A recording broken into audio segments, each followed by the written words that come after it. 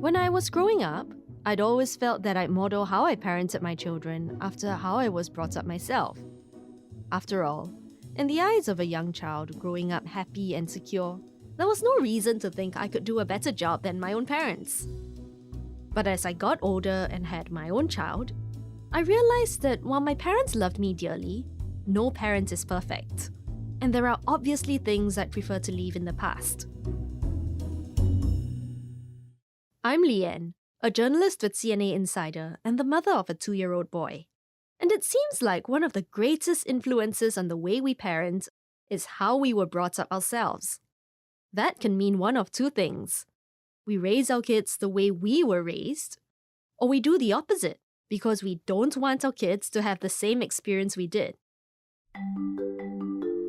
In fact, in the course of working on this podcast, this was something I heard quite a bit from other parents. This happened to me as a child. I don't want to do this to my own children. That was certainly the case with Ivy. I was brought up by the cane, but I don't have a cane in the house. Okay, so you and your husband kind of were on the same page, right? Yes. When it came to bringing up your children. Definitely, we start with good intentions. I like to be more chill. But of course, if you speak to my kids, they don't think so. Ivy's plan, when she first became a parent, was to not give her children too many rules. But life took a 180-degree turn that had her questioning everything she thought she knew. Ivy prefers to use a pseudonym because, as you'll find out, the story she's about to share is a sensitive one, especially for her daughter. But she's choosing to speak about it because she hopes other parents can learn from what she went through and spot the red flags early.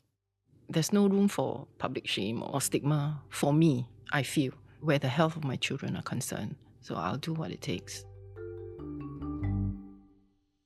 My parents are Chinese educated teachers. My husband too has quite a similar background. So his parents were also Chinese educated teachers, but in Malaysia. Wow, 4 teachers in the family. Yeah. And yet the grandchildren need tuition. I would say, I came from a family with 5 teachers. My mom and her 4 brothers, they're all teachers. I needed tuition. Yeah, and they are Chinese teachers. And the grandchildren is like, getting D's and E's for Chinese as a second language. You might be wondering what having teachers for parents, and Chinese teachers at that, was like.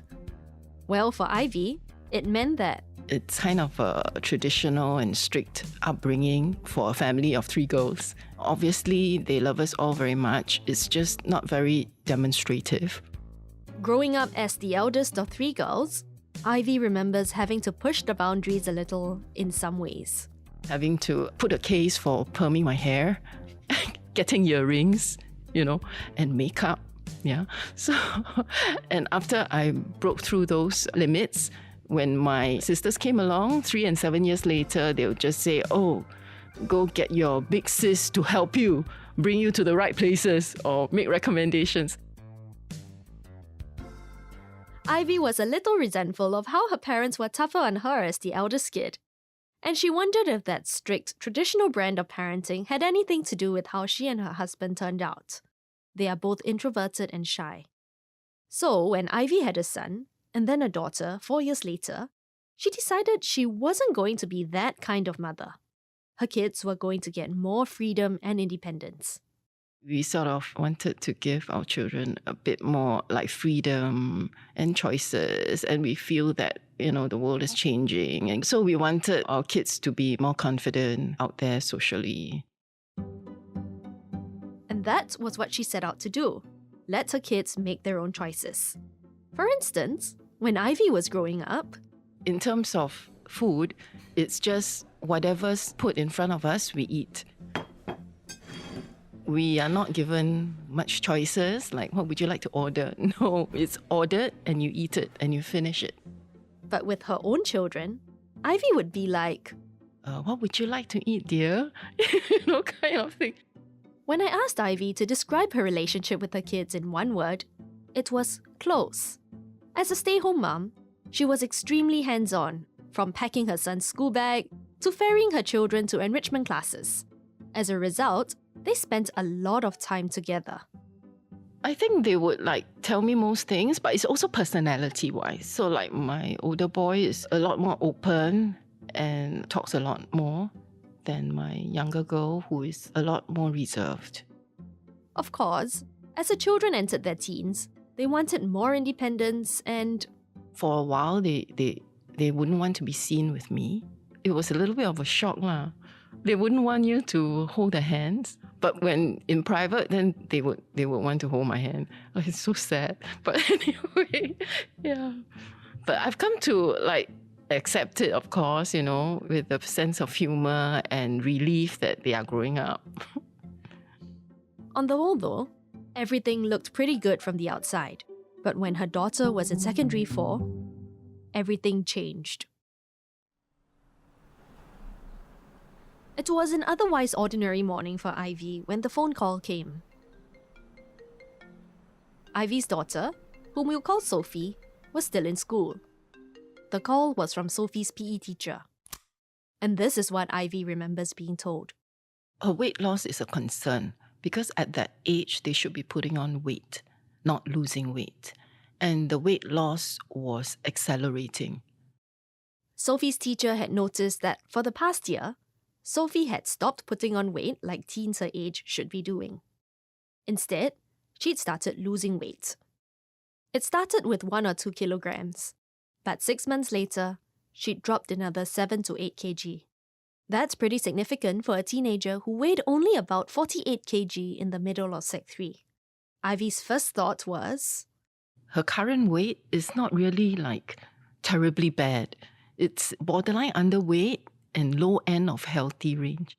It's not that much of an issue. But since the teacher called, as a responsible parent, I must take action. So the next day, she went to the polyclinic to get a referral to KK Women's and Children's Hospital, or KKH. In my mind, it can't be eating disorder. It could be a medical reason, like something wrong with an organ or whatever, or digestive system, or tapeworm. Besides, Ivy thought to herself, didn't Sophie just do a group project on anorexia nervosa? So it was hey, she's doing a project on this to build awareness and prevention. How can she suffer from it, right? 2 weeks after getting the referral, Ivy accompanied Sophie to the hospital, where... The doctor diagnosed her with... On the spot. Yeah, and wanted to hospitalize her. Sophie had anorexia nervosa. Simply put, it's a restrictive eating disorder characterized by an intense fear of gaining weight and an unhealthy obsession with exercise.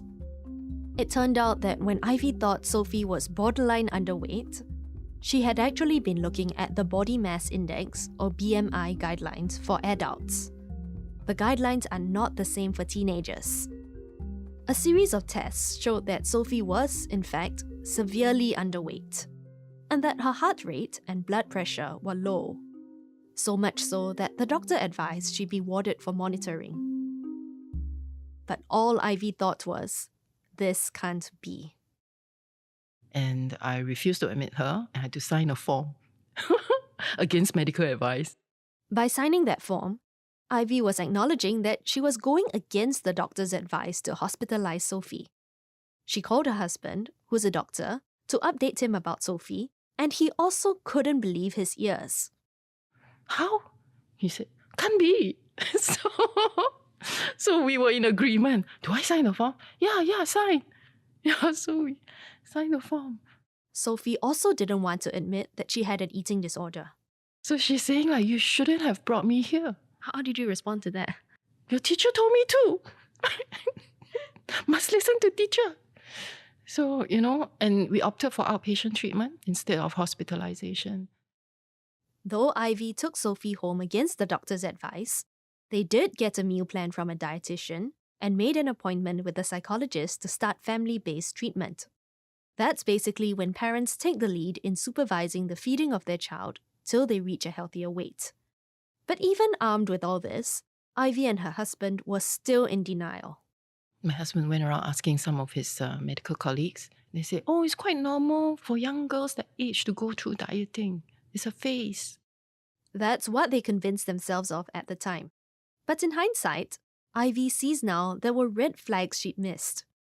About a year before her diagnosis, Sophie had started becoming more conscious about eating healthily and very interested in exercising and keeping fit. Ivy had welcomed these developments because the son was grappling with an unhealthy diet at the time, and she'd been worried that Sophie was copying him. So when she was younger, she would follow him, like, have the fries, same like Koko. But as she grew into her teenage years, she started to take more vegetables, enjoy salad, to my everlasting relief. Sophie had also confided in her mom that in the first quarter of secondary 4, her period had stopped.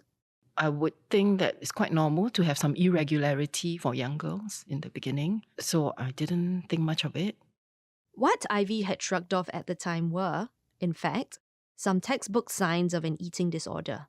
Because they want to be healthy or take more salads, vegetables, lean meat.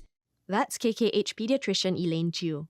But, sometimes if they go down a slippery slope where, they kind of cut off carbohydrates completely or, they just start to kind of like restrict their portions so their portions get smaller and smaller or, skipping meals.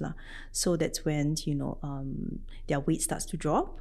Dr. Chiu is in charge of KKH's Adolescent Medicine Department and has 10 years' experience treating eating disorders.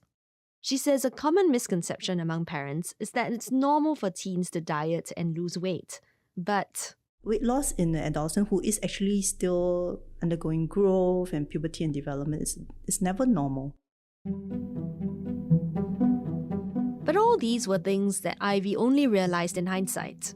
Even after Sophie was diagnosed, Ivy was still in denial for months. They went through the motions. Over the next few months, they returned to KKH almost weekly to see either a doctor or a psychologist. Ivy tried to supervise Sophie's meal plan, where she had to consume 3 meals and 3 snacks a day. She thought she could get Sophie to a healthy weight at home without having to hospitalize her. But then she noticed that Sophie just couldn't seem to keep the weight on. She would gain half or 1 kg now and then, but at the next medical appointment, her weight would drop again. The truth began to sink in, and she realized. That's a real problem. And also through the family therapy sessions with the psychologist who was like, "Mommy, wake up, open your eyes." Ivy had started out wanting to be a chill parent, but at this point, she had to do a complete 180. With the help of a psychologist, Ivy and Sophie came up with weight targets Sophie would have to hit. She would be weighed at each medical appointment, and if she didn't meet those weight targets, privileges like going for her sports CCA, school camps, or even access to her devices would be taken away. It was a contract of sorts. As the stay-home mum, Ivy was the one who had to enforce it. Be the bad cop, if you will. So I would say, you finish this, she doesn't, then if not, you have the nutritional top-up, and I'll make it for her. And then she'll run and hide in the room, and I'll leave the cup outside the door. And then if it's not, then I'll bang the door, and she'll lock it. Then I'll unlock the door. And I say, "Okay, give me your handphone, give me your laptop, give me your iPad." Okay. And then, until you finish that cup. That must have been a huge change for you. Yeah, it's so different from my normal parenting. Yeah. How did you feel? I feel, I hated having to do it, but that was a contract. Because if I don't stick to it, at the next appointment, I'm going to kena from the psychologist as well. I was like, not just. So, yeah, so I just grit my teeth and did it. And I wasn't very calm about it. I had to be very strict with her and monitor her and treat her like a small child. This made Sophie very angry with her, especially when Ivy had to enforce the consequences. She would fight and yell at Ivy, and Ivy would lose her temper and shout back. To Ivy, it was a case of doing what needed to be done.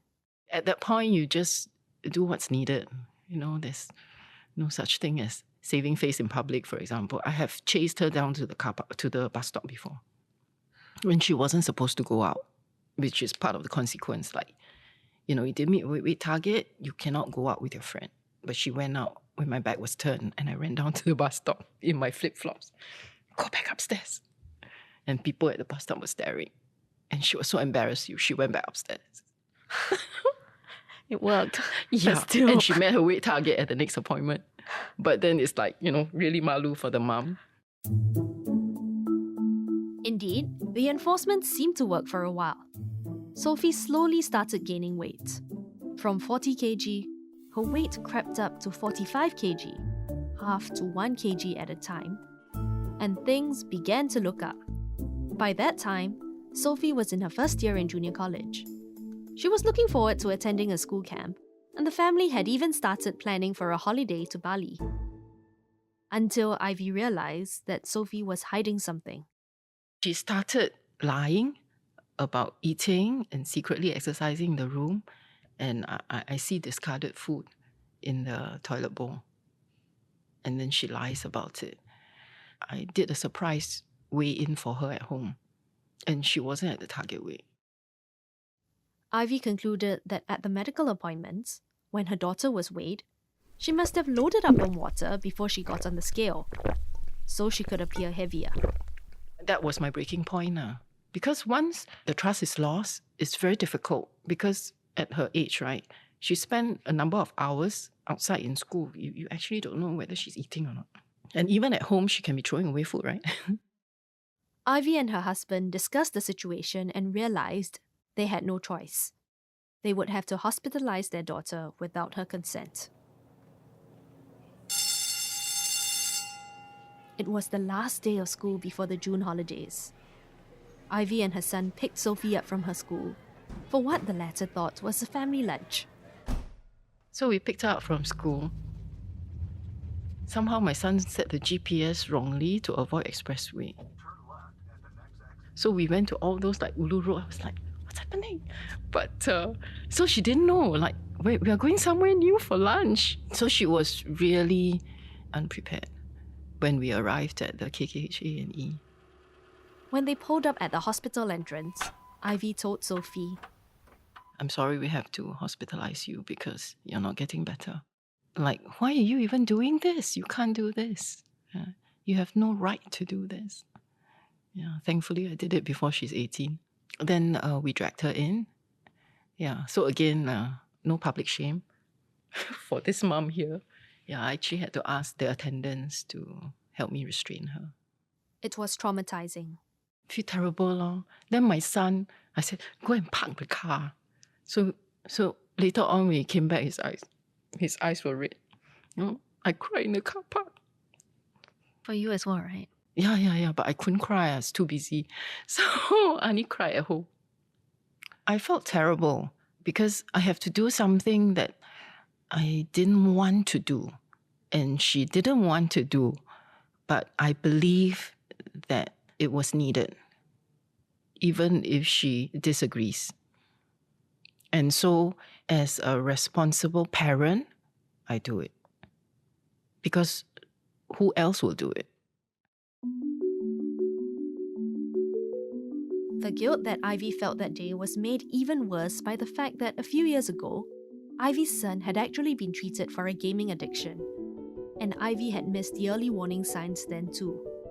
Her son had been secretive, spent hours on the computer, and got irritated whenever Ivy or her husband tried to set limits. But it was only when his grades started slipping at the end of his first year in junior college that Ivy and her husband intervened. It took about a year of counselling for her son, as well as for Ivy and her husband, before things got better. So, when Sophie's eating disorder surfaced, it was a second blow to Ivy's confidence as a parent. So it's like we make some sacrifices so that one parent could stay home to have a better family life, and yet we have issues like this with both kids. So, of course, there's some feeling of angst and self-doubt and why, But as I've learned, never ask why. Just move on and do what needs to be done. Yeah. Ivy's daughter was warded for 2 weeks in the hospital. it was a pretty harsh reality check. She was monitored 24/7 in the hospital, in an open ward. She has no privacy. Initially, it was sponge bath in bed. Only when she's finishing her meals, then she's allowed a supervised shower. So even going to the toilet, she's not allowed to walk. She's put in a wheelchair and wheeled to the toilet, and she's observed while in the toilet. Did she resent you for that hospital? Yes, for sure. I think it was the most traumatic experience of her life, according to her. Ivy was also tempted to resent Sophie's earlier lies, but she reminded herself, it's not her that's lying, it's the eating disorder, the mental issue that's causing her to behave that way. And that once she recovers from that mental disorder, I will get my daughter back. When Sophie got out after a fortnight, Ivy again had to make sure she met her weight targets. And this time, she had just the threat to make her daughter comply. I have a very big sword, if you will, because if you're not happy with this home treatment, then we re-hospitalize you. And she knows that I will do it. Ivy's husband, who'd been skeptical of the whole eating disorder thing, became more supportive after a couple of family therapy sessions. Like the good cop to her bad cop, he was patient when Ivy lost her temper with Sophie. After I scream, he will go and comfort her. And then he'll come and tell me, calm down, stop shouting. It's like, yeah. So, yeah, it's a good sanity check. For all their shouting matches and flare-ups, Ivy tried to show Sophie that no matter what, she still loved her. I would try not to take her ranting and her hate personally. Like, I will tell myself that will pass. That's the eating disorder. That's not my daughter. Whenever she apologizes or she asks me for something, I will just jump to it and give it to her. After Sophie graduated from junior college, she completed her outpatient treatment at KKH and was referred to another hospital for adult therapy to monitor her recovery. Her condition had stabilized and her period had resumed. It had been almost 3 years since she was first diagnosed. After all the hurts and struggles the family went through, Ivy feels they came out stronger for it. Any challenges, any difficulties we overcome, it's what makes a family, and it's what binds us together closer, actually. Like, for example, my son, who was so difficult, is a very comforting source of support when handling his sister.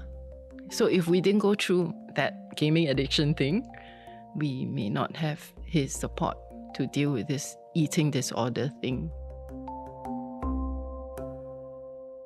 As for mother and daughter, they have a much healthier relationship these days.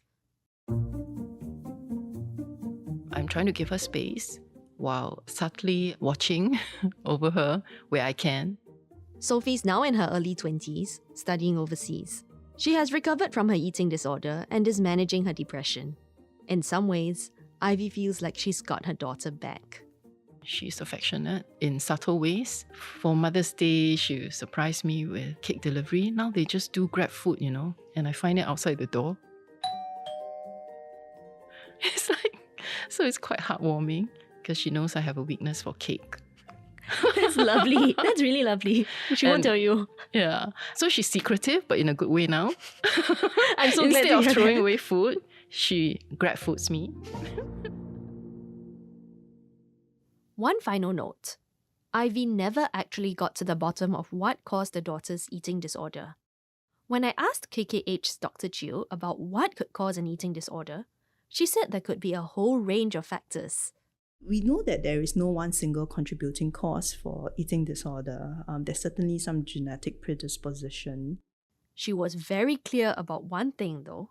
Parents are not to be blamed for, the development of eating disorder. Other contributing factors can be things like having certain personality traits, such as being a perfectionist, or environmental factors like social media. But as a parent myself, I think about how important it is to be a role model to my son, even if he's just a toddler at this point. If I constantly complain about my weight or cut my portions, Dr. Chew tells me how easily that could influence my child to think that dieting is normal behavior. I also remind myself not to be critical about my son's body shape. Even at this stage, I'm learning to be careful about describing him as fat or chubby, or making fun of his baby fat. But if for all your caution, you do notice your child showing signs of an eating disorder, here's what Dr. Chew advises.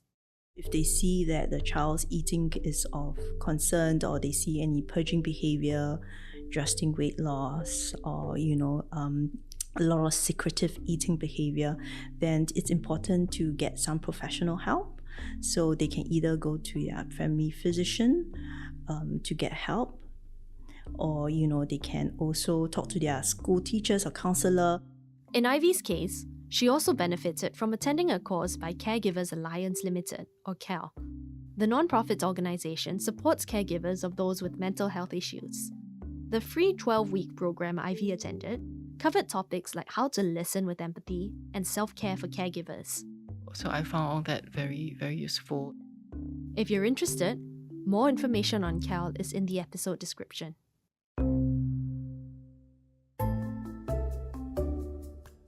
Can you relate to Ivy's story? What are some of the other things that make you wonder if you're getting the parenting thing wrong? We'd like to hear from you. No issue is too big or small. Write to us at cnainsider@mediacorp.com.sg. I'm Leong Chia, and this has been Imperfect, a podcast by CNA Insider. It's sound engineered by Jonathan Yeo, with intern assistance from Koi Tan, and input from supervising editor Yvonne Lim and senior editor Crispina Robert.